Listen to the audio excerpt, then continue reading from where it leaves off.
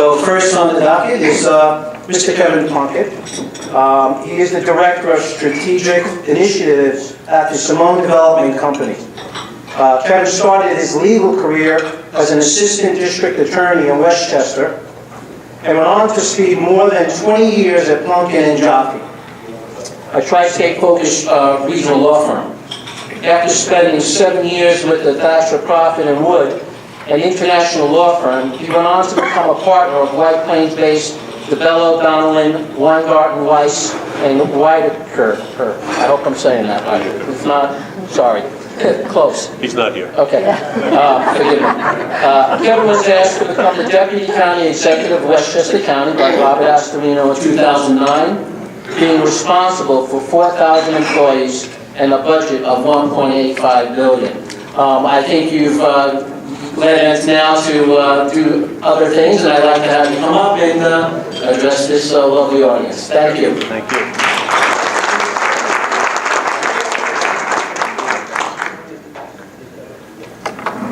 Thank you, Vinny, very much, and to the BRI and Albert. I've had the privilege over the course of my tenure as Deputy County Executive to address some of the colleagues, some of you at the meetings of the BRI on various topics. One of them in particular was the affordable housing issue that we had through HUD when Rob Astorino was County Executive, that we successfully were able to conclude. But now, as you heard, I'm with the Simone Development Company, and I've been there 9 months.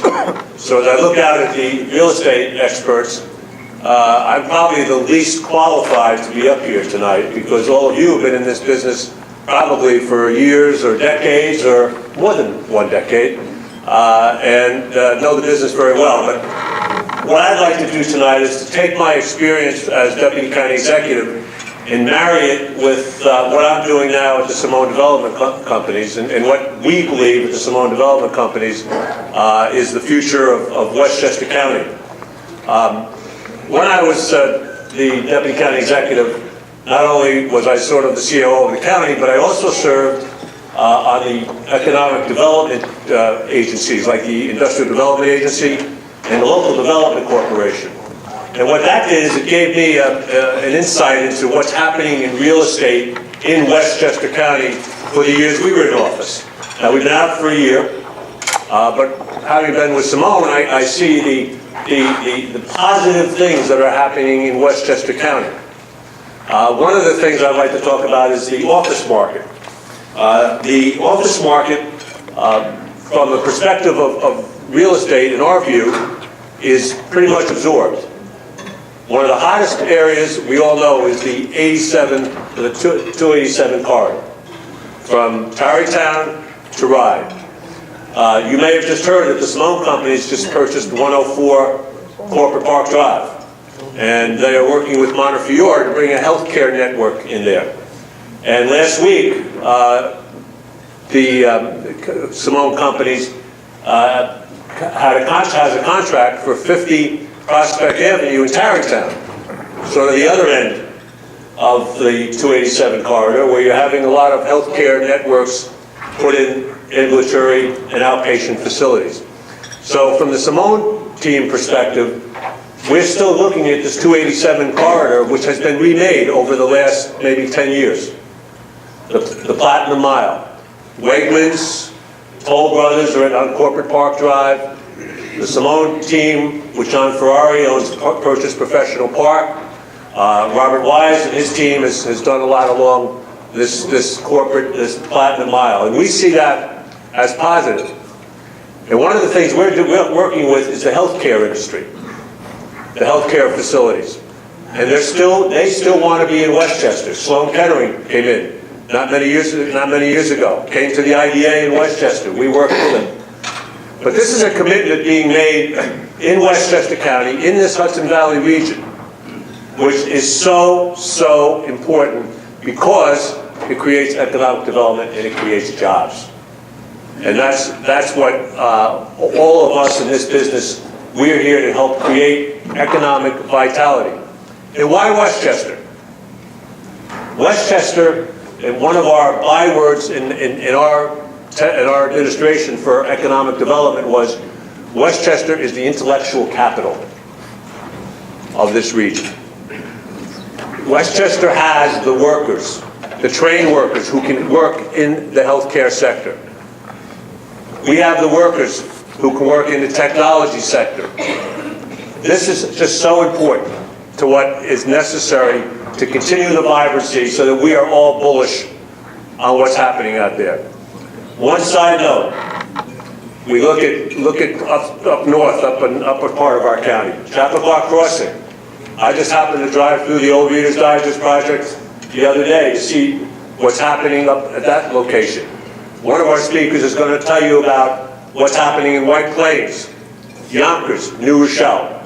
We are at a time in this county which is so much different than 10 years ago. When Rob Astorino was elected, we had meetings with the real estate developers and the real estate community.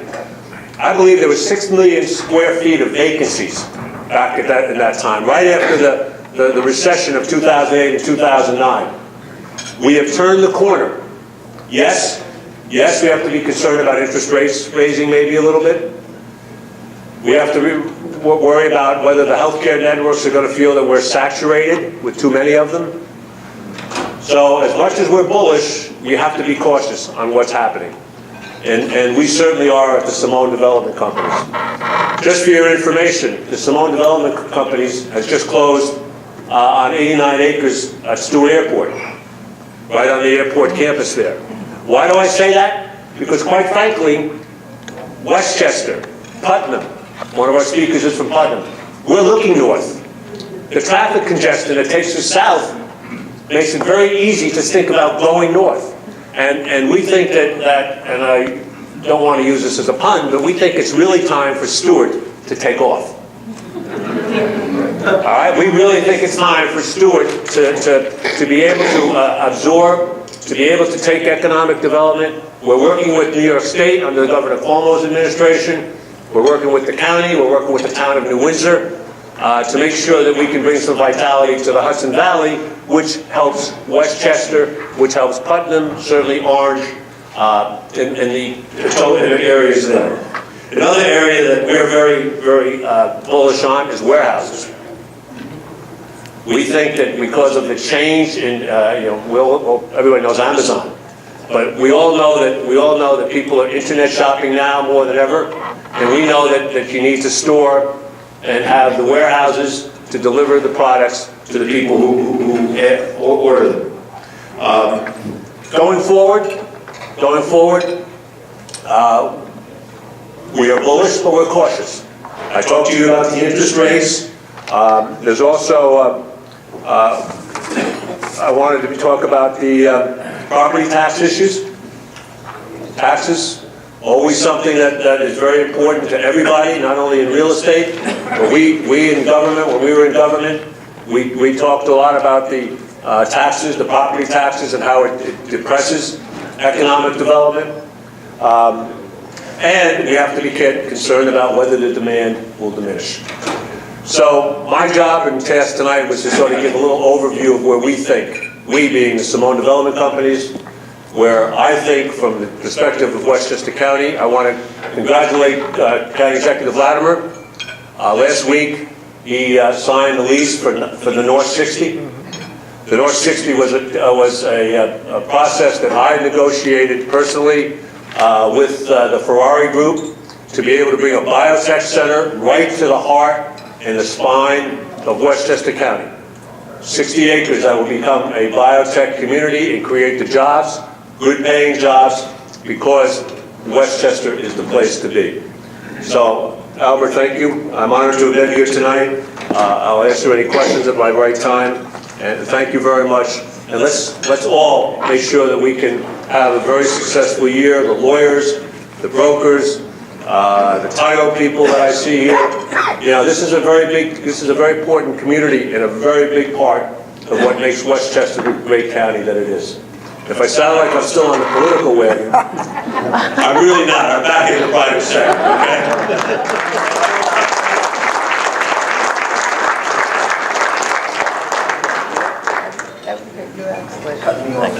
Thank you, Kevin. Thank you. We're going to alternate our introductions. speaker is a very wonderful person from Putnam County. I'm not saying there aren't wonderful people from Putnam County, but our next speaker will give us an insight, especially on what's happening up north, closer to Stewart Airport than here, certainly. Angela Briante is the owner of Briante Realty Group, an independent real estate office of 16 agents located in Carmel, New York. Angela specializes in not only commercial real estate, but residential real estate, restaurant brokerage, and other types of real estate.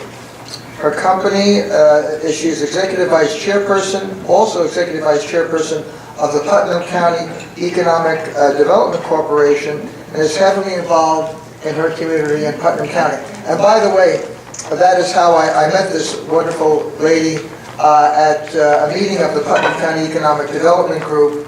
And the name Briante, of course, registered with me instantly because she married into the family that's related to, those of you might remember Rocco Briante, Briante Building Corp here in Westchester County, who did a lot of major commercial development in where Kevin knows, and a lot of you might remember. The old people. And the older people, and the more experienced people, maybe, arguably. It is really a great tradition that she's associated with, as well as creating a tradition of her own with her business. So she's been in real estate over 20 years after coming from a large international corporation, and she really started with a young family and the usual wonderful story of really devotion to the business until it grew into the successful enterprise that it is today. So I'm kind of ad-libbing from the script here, but I want you to give a warm welcome to Angela Briante.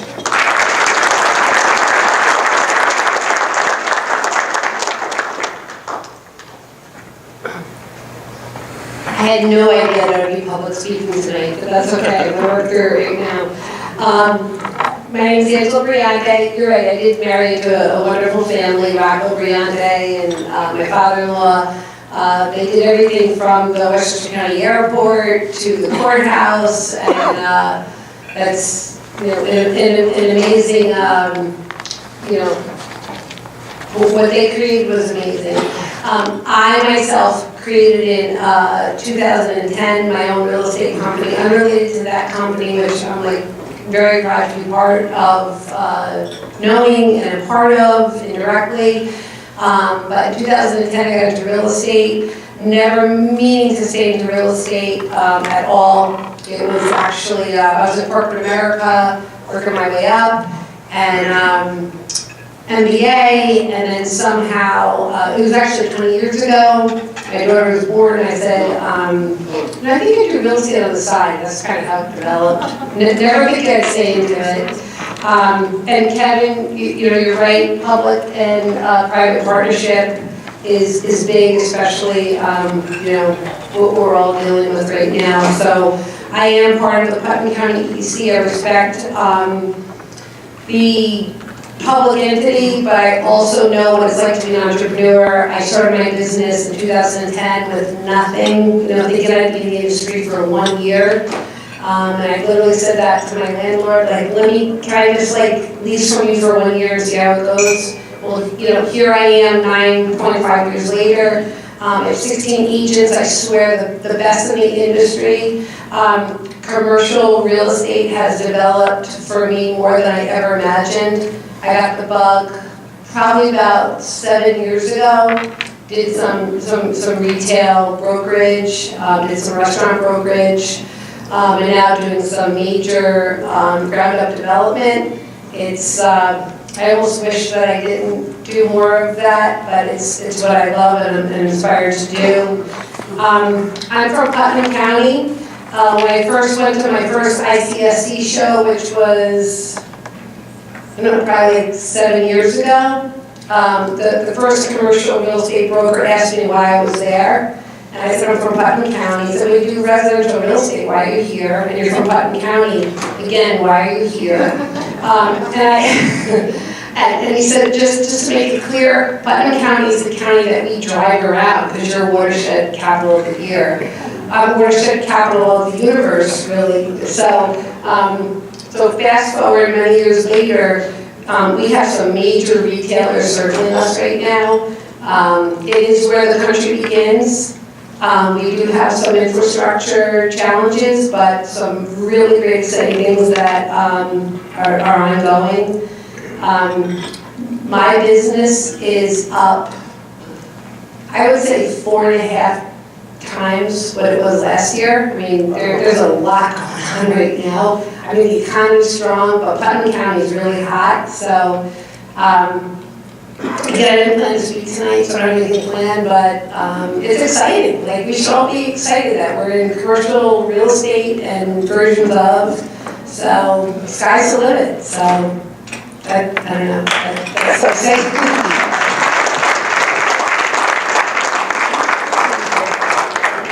We'll hold off on questions because then we can get into the weeds a little bit, some more detail into some of the projects in Putnam County and Westchester County as well. Mr. President, our next speaker, John Barrett, would you like to do the honors? Sure. No, Garry. Oh, Garry. Oh, I'm sorry. Oh. They got numbers. There are invisible numbers here. They lose their place, they don't know what to do. Putnam County is the watershed capital of the world. It is, yay! For those who know, I'm a fisherman, so I fish up in Putnam County a lot. It's a lot of water. Anyway, our next speaker, and I'm not going to add that, right? I'll just keep it simple, unless you want me to sing a song in between. Our next speaker, Garry Klein, is the regional manager of the commercial real estate group of Houlihan Lawrence, and has been involved in commercial real estate for over 30 years. He has been a member of the Westchester County Board of Realtors and Commercial Investment Division since 1997. Garry brings an impressive background in real estate brokerage, investments, development, management, and construction. As well as having managed his own real estate brokerage and management firms, he's held positions with Prudential Real Estate and Merkle Development Group. He's earned his master's degree in BI-BRI planning from Pratt Institute. I've known Garry for quite some time, and I'm very interested in what he has to say. I'm sure you do too. So let's welcome Mr. Garry Klein.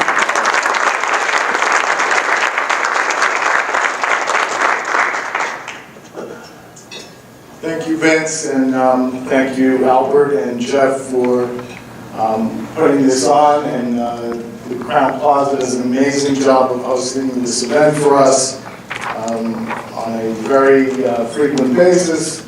And we've got a tremendous turnout for a January evening. So a round of applause to everybody for coming.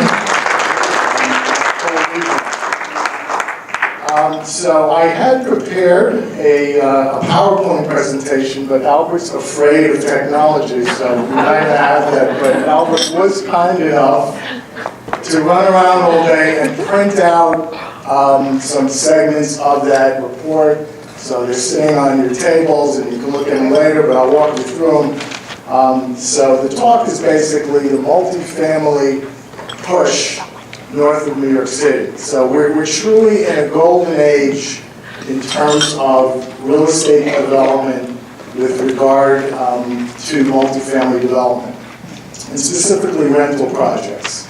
So the major influences of that are, I think, as follows. The cost of living in the 5 boroughs has driven development projects to Westchester County. The desire for live, work, play communities has created that need. The desire for TOD, transit-oriented development. Millennial and green consumers seek proximity to eco-friendly and mass transit options, meaning they don't buy cars. So they walk to shops, they walk to services, they hop on a train, they take an Uber, they take a zip car. It's really a game changer. One of the things that the government's gotten right recently is opportunity zones. We've created these zones through government incentives and tax incentives where investors can jump in, develop property, and earn that money tax-free on sale. And then the last thing, which is really very new and obviously very big on the scene, is the Amazon H2 headquarters in Long Island City, which many of us feel will have a tremendous ripple effect. And will keep many of these towers leased up that are undergoing construction. So, you know, when I walk around town and I talk to people, everybody says, man, they're just building, building, building. Who's going to live in them? Well, let me tell you something. We represent the retail space at 55 Bank Street, the Continuum. They're renting like crazy. They're renting up at about 10% of the building a month. So it's just outstanding, and we're talking big dollars. Most of the rentals on a per square foot basis for the luxury product is going from between $2.50 to $5 a foot. So that translates to a 700 square foot one bedroom would rent for at about $350 a foot on average, would rent for $2,400, $2,500 a month. Sounds like a lot of money, right? Not when you live in Manhattan. So it's a fraction of the price of where you can live elsewhere. These are fully amenitized buildings, and they're filling them up. So I just think there's a lot of interesting dynamics happening along with that.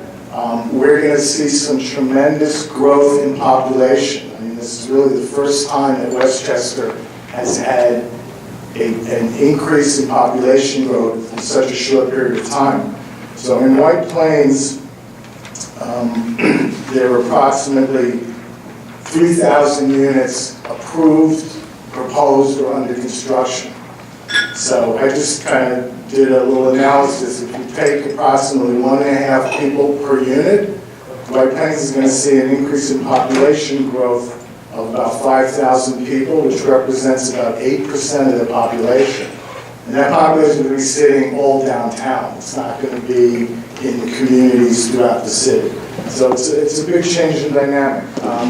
In Yonkers, Yonkers is a much larger population. Most of this growth is down by the water, by the train station. That population growth, Yonkers is going to be adding almost 35,000 units. And I had some examples of the units in the handout, and I can, if you want to email me, I can send it to you online as well. So that population growth is about 2.5%. And in New Rochelle, they're looking to put on right now over 4,000, almost 4,500 units. Again, this is proposed, approved, and under construction. So, you know, it'll take some time for these units to get built. It'll obviously take time for them to absorb. But I think it'd be fair to say that in the next 2 to 5 years, we'll probably see 60 to 80% of these projects up and under construction and being leased out. The one interesting note is also nobody's building for sale housing. So the condo and townhouse development market has really kind of fallen off the planet. All of the developers are tying into institutional capital and building high-rises. Even groups like Ginsberg Development, which was probably the preeminent townhouse developer in the county, they won't look at projects that I send them to townhouse developments. They're strictly multifamily high-rise rental builders now. And I think a lot of it has to do with the tax laws. A lot of it has to do with these are now generational companies, and they want to own portfolios of property. So the lack of those products in terms of for-sale housing has pushed prices up. So we're seeing now new construction that's coming to the market, such as Watermark Point and Rochelle on the water. Those units are averaging $800 a foot. So we're seeing pricing from about $500 to $1,000 a foot for for-sale housing. So it's an interesting time. I think, you know, Westchester's going to undergo some changes. It's going to be really challenging for the government, for the planners to keep up with the infrastructure. I think there are going to be some growing pains, but it's a very exciting time to be in and around the marketplace. Thank you.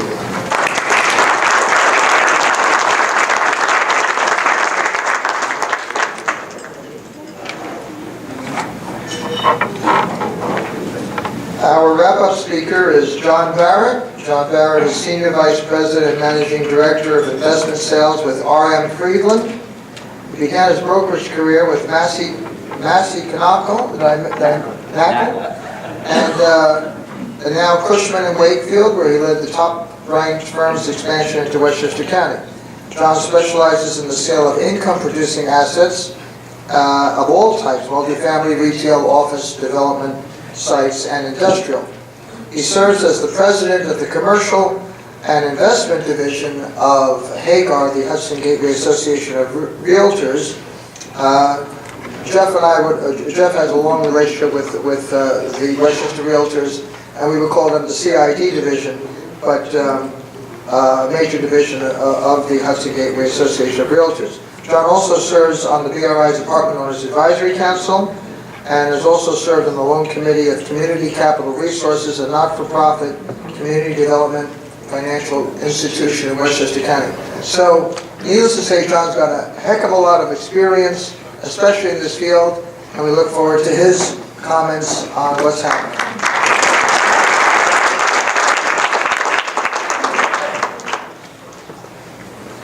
Thank you, Albert. I'm happy to be back speaking with BRI. The last time I spoke here was 2009. And if you remember, the market was not so great back then. So I guess you all forgot what I said back then, and you invited me back, and I'm very happy to be back.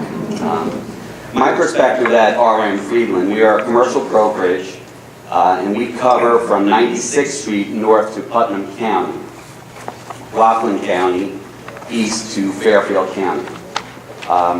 Our sweet spot is deals in the $1 to $20 million segment of the market, and our brokers are geographic and asset specific, meaning that brokers who do industrial in the Bronx do not do multifamily in Westchester County. In Westchester County, we track roughly 10,000 properties. Most of them are south of 287. Investment Sales has 6 different asset classes.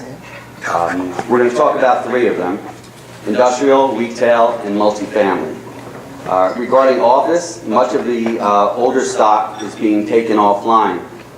Somebody mentioned before, I think it was Kevin, said that there was roughly 6 million square feet that's disappeared. And that has happened over the last 6 or 7 years. The inventory count was $33 million 7 years ago. Today it's roughly 27 million square feet. Regarding mixed use, it's its own unique product depending upon size. In a very large apartment building, it really mirrors the metrics of multifamily. In a smaller piece that's only 3 or 4 units, it's more closely related to residential. And regarding development, we've seen unprecedented levels of development over the last 4 or 5 years. Garry has spoken about that eloquently already. So regarding a market snapshot of where we were in 2018, as I said, I'm going to talk about industrial, retail, and multifamily.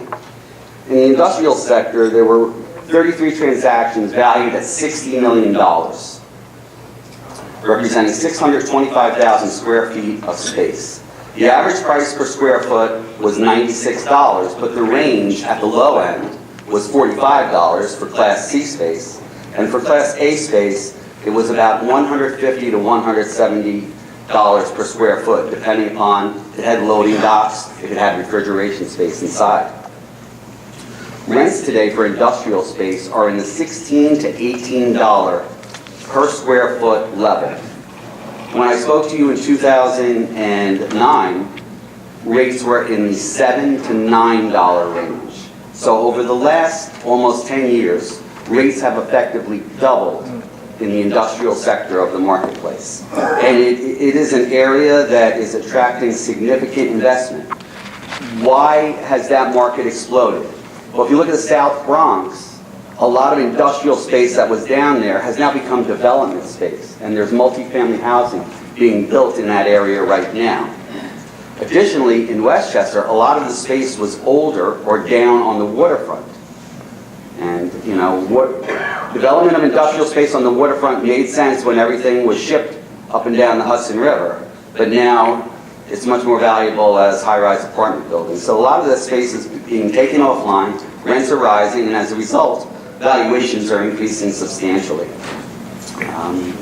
Talking about retail, there were 97 significant transactions valued at $150 million last year, representing 840,000 square feet. The average price per square foot for retail was $180 per square foot.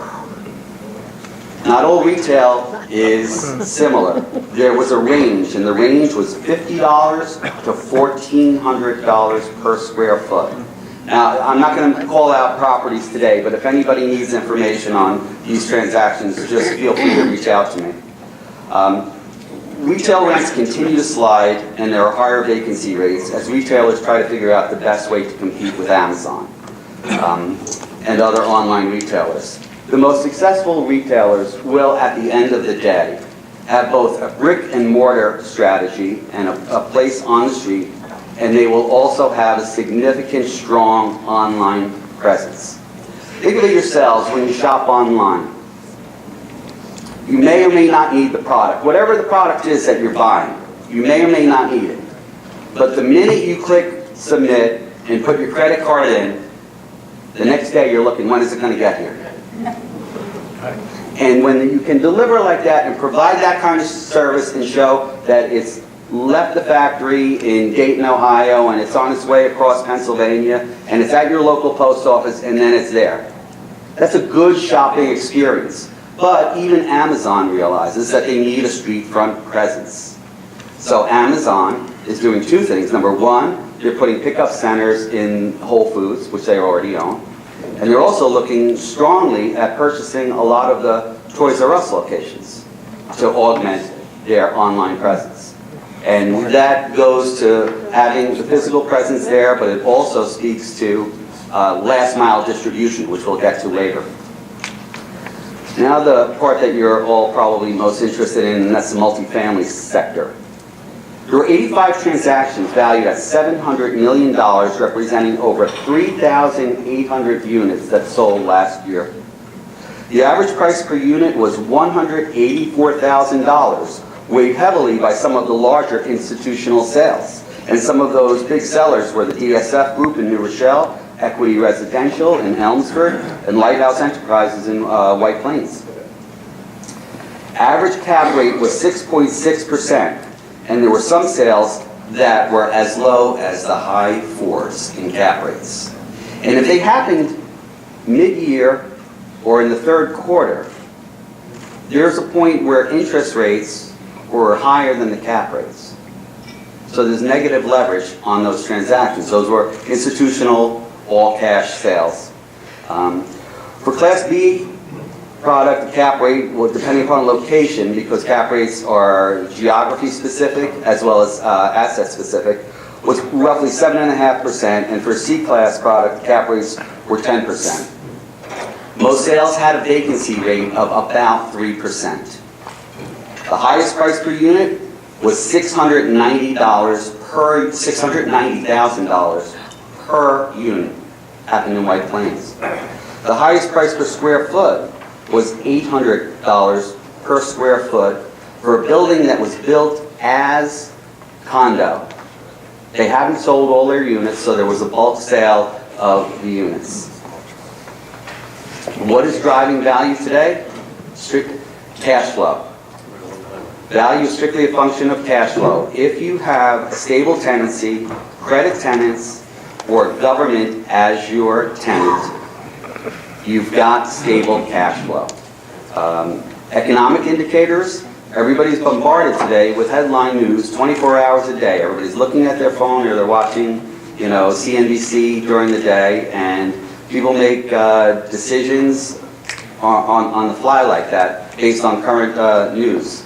Well, what's the good news? Unemployment continues to be at record lows, and interest rates, although not at the record lows that they were 18 months ago, are at historic lows.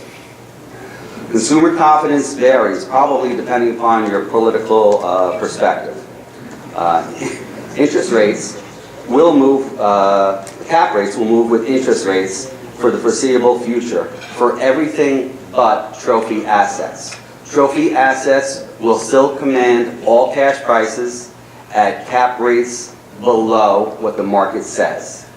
There is lots of money on the sideline, as we've all heard for the last 3 or 4 years, but that money today is chasing only the best assets. In New York, this whole New York metro area, we're doing much better than the rest of the country. We are not overbuilt. We might be over-retailed, but we're not overbuilt at all. And the market for residential is being harmed by the non-deductibility of SALT, state and local taxes. That's really hammering those communities that had expensive luxury housing, but did not have a premier school district. If you have the premier school district, you'll still spend the money in taxes. Because the alternatives in New York City at $55,000 a year for private school per kid. So the segment of the market that does not have the premier schools is suffering in the luxury housing market. Where are we in the cycle? Everybody says that to me. You know, is the market going down? Is it still going to go up? I've got a baseball metaphor. Everybody knows that a baseball game is 9 innings long. But the longest baseball game ever played was 27 innings, I think. So we are in extra innings. I mean, you know, I think a lot of people are happy where we are. People thought that it might have ended a year ago. We're in extra innings. Nobody knows if this game is going to be a 20-inning game or a 25-inning game, but let's enjoy it while we're still playing the game. Really, that's it. I mean, I've got a few more notes, but I think you want time for questions, or? Yes. Okay. Okay, John, thank you.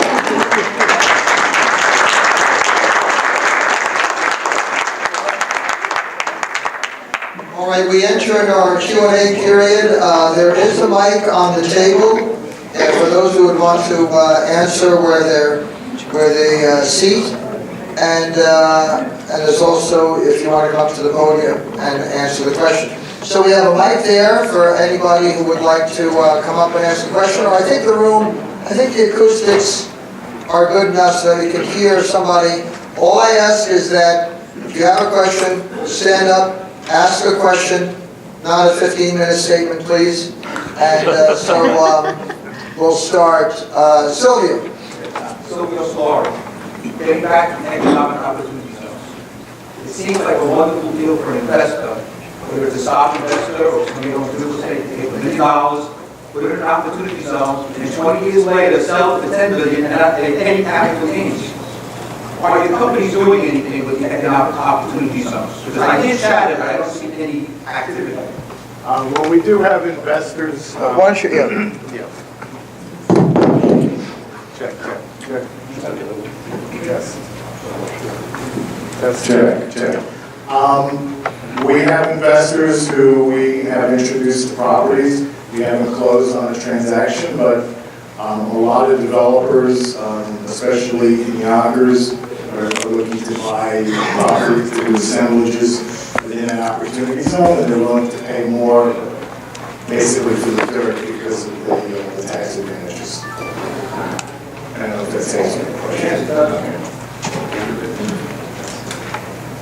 So the laws regarding it were part of the Tax Reform Act from last year. When they passed the law, they did not give enough rules for it. They did not even map the different zones. So the mapping of the zones came out about 5 or 6 months ago, and about 3 months ago, the laws came out. They're still not final laws. So what's happening right now is funds are being put together, properties are being identified, areas are being identified. But similar to Gary's firm hasn't closed on anything either, have we?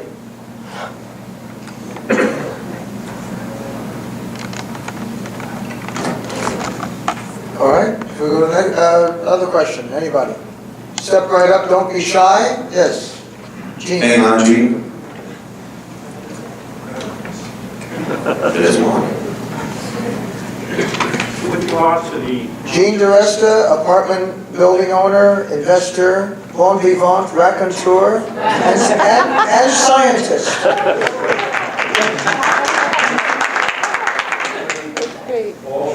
motion. Awesome, that's impressive. With regard to the new construction that's going on, or that's planned, how much has been designated for low income? Is that mandated?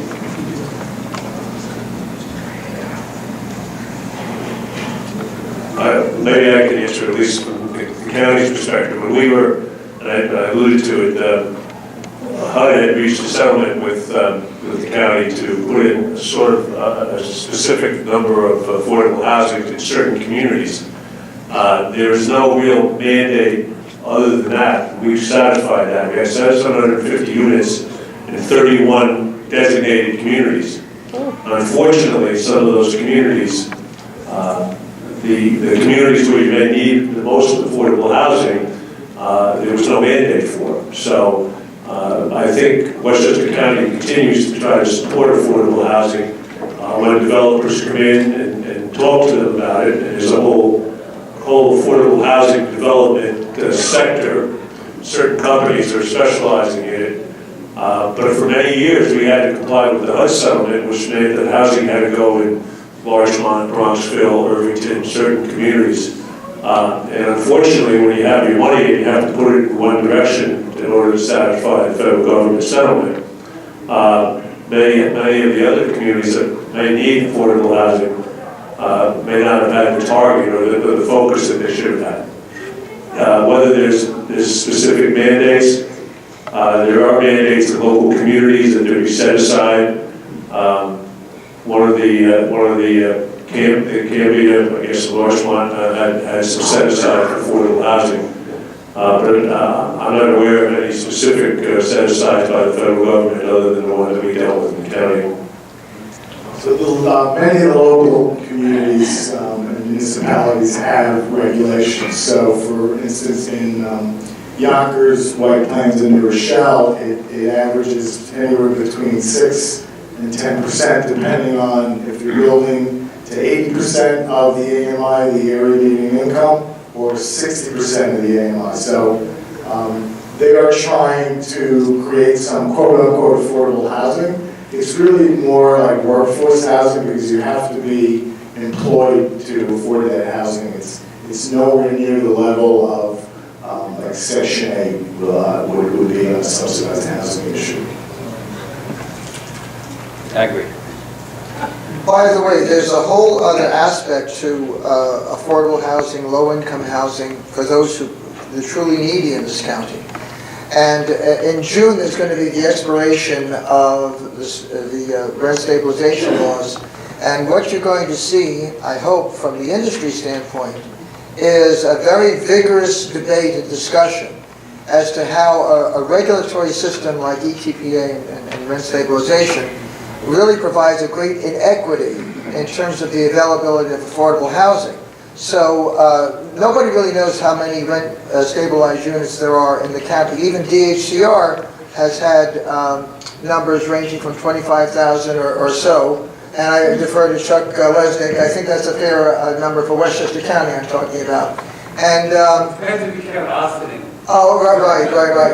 But seriously, it's going to be a discussion to watch, and it's going to be a discussion that's going to be participated in by this association, the Rent Stabilization Association and CHIP in New York City, and others, because you have a rent control system that, unfortunately, all the regulatory responsibility is on the owner, on the landlord. They have to file rent registrations. They have to file operation and maintenance costs.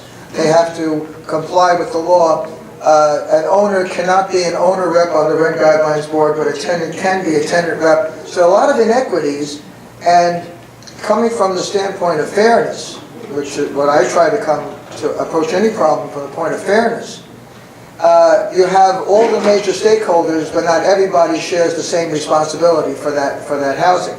So in my humble estimation, being a former demographer for the Westchester County Planning Department, you've got, let's say, roughly 25,000 regulated units in Westchester. I'm willing to bet, based on my own experience, that at least a third, 8,000 units, are in the hands of very wealthy tenants who don't have to comply with a means test, don't have to report their income to see if they are indeed eligible for a very sizable rent subsidy, and thereby denying that unit, or those units, to the very people who actually need the rent protection. So it's an argument that really hasn't come to the fore, and I think that the stakes are very high this time around, especially with the state legislature that we have and the governor that we have, that if they're all interested in fairness and doing the right thing, that I think this is an argument that they're going to have to reckon with. But anyway, 8,000 units is a big hunk of units for low and moderate income people who are otherwise barred from that right now. Can I add to that, Howard? Right here. On the panel. Oh, yes, I'm sorry. I thought it was Chuck. I thought it was Chuck. I was going to say, that, there's talk of significant rent regulation reform in the state now that the state Senate has turned more progressive. Several of the candidates who were newly elected ran on a rent regulation platform, and those things include rent regulation laws are, I said, it's on the bullseye right now, and elimination of the luxury threshold, which is currently at $2,774 per month, I believe. Elimination of the vacancy allowance, so when you've got significant vacancy, you wouldn't be able to take the 20% bump up. Making preferential rents, resetting rents if somebody was being charged preferential rent and the registered rent was significantly higher, resetting that tenant's rent to the preferential rent. Elimination or reforming the rules about MCIs and IAIs. Additionally, I read an article, I believe it was last week, about a new assisted living facility proposed in one of our towns in Westchester. And the town supervisor wants to make 10% of the units set aside for lower income people. Some things to ponder, and I've been a member of the BRI for many years, and when Albert says everybody's going to need to rally who's invested in this, it's certainly a true story for coming in, April, May, June of this year. Any other questions? I'm sorry. Yes, Jane. Yes, could you elaborate on the factors that have led to the preponderance of rental residential and the current lack of ownership opportunities?